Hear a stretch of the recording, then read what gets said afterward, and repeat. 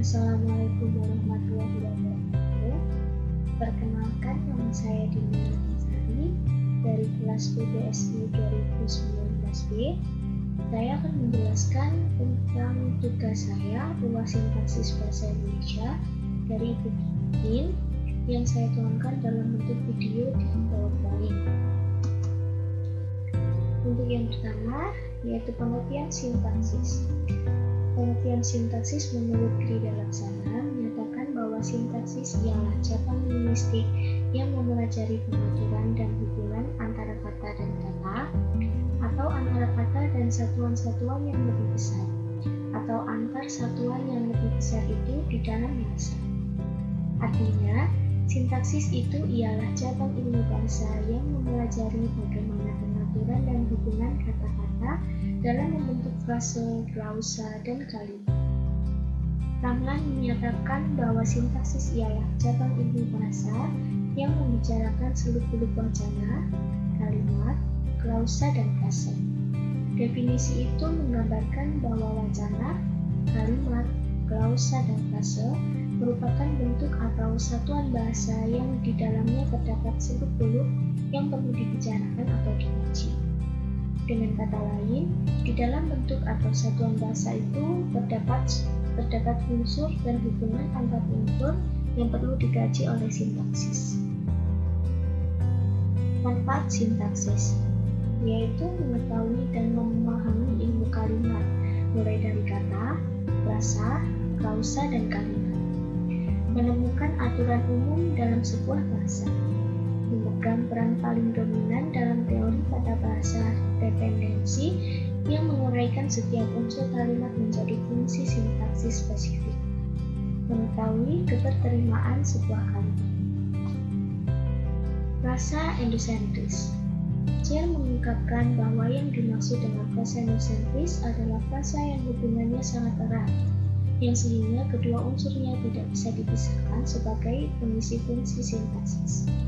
Pengertian lain yang serupa diungkapkan oleh Ramlan bahwa frasa endosentris ialah frasa yang mempunyai distribusi yang sama dengan unsurnya, baik semua unsur-unsurnya maupun salah satu unsurnya.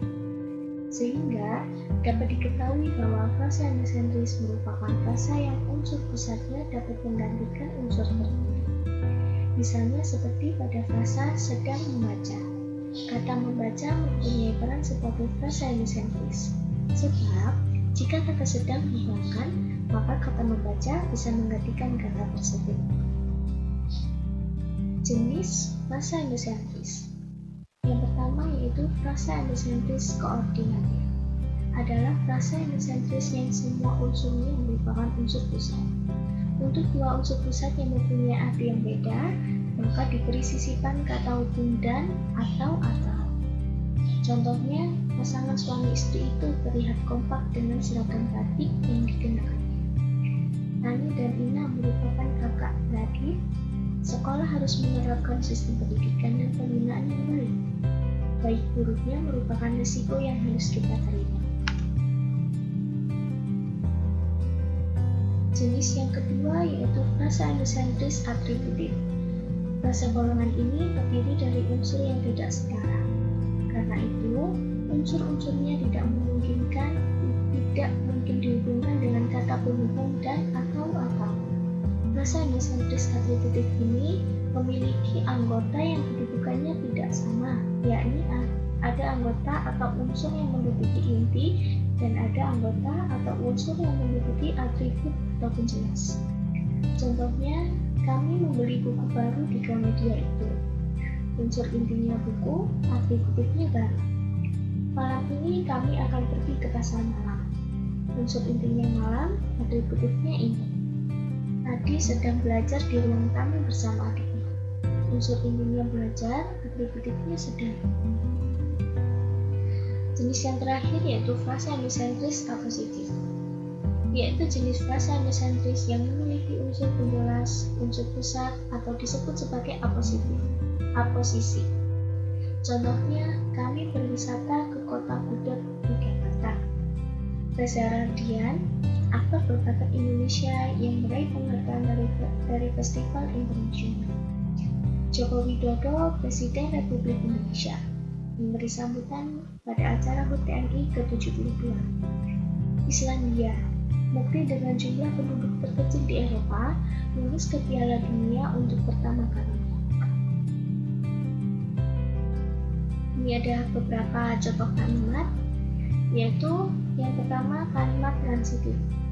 Kalimat transitif adalah kalimat aktif yang predikatnya membutuhkan sebuah objek, sehingga pola dasar jenis kalimat aktif ini adalah SPO. Contohnya, ibu membeli baju baru. Ayah membawa oleh-oleh dari Surabaya. Kami menjenguk Andi kemarin malam. Mereka mempermalukan Budi di depan umum. Yang kedua, kalimat intransitif. Kalimat intransitif adalah kalimat yang predikatnya tidak memerlukan objek, namun bisa ditambahkan dengan keterangan atau pelengkap. Contohnya, kami bermain di tanah lapang. Pak Roni tertipu hingga ratusan juta rupiah. Tubuhnya berlumuran keringat. Ami kelelahan akibat bekerja terlalu keras. Untuk yang ketiga yaitu kalimat aktif.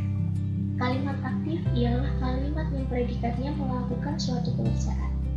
Ciri penting yang menandai kalimat itu berupa kata kerja yang berawalan "ne" dan "ber".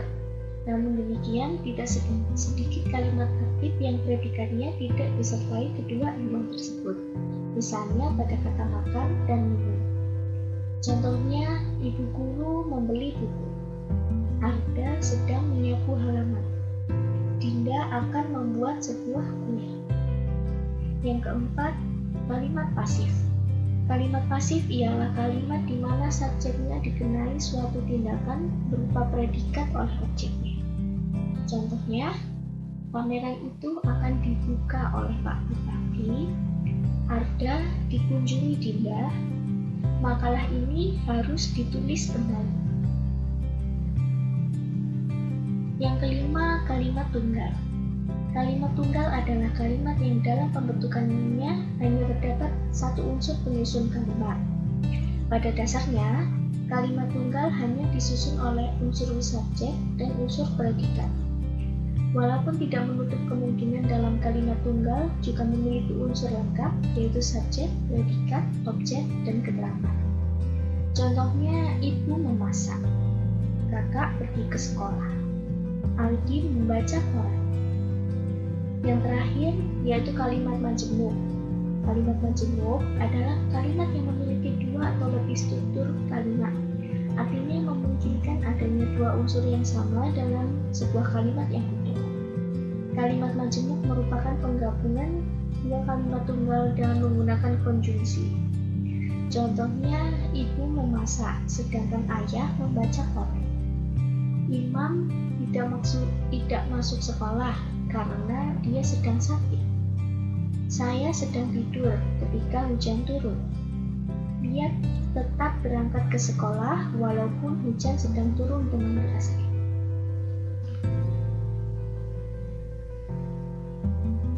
Demikian penyampaian tugas UAS dari saya.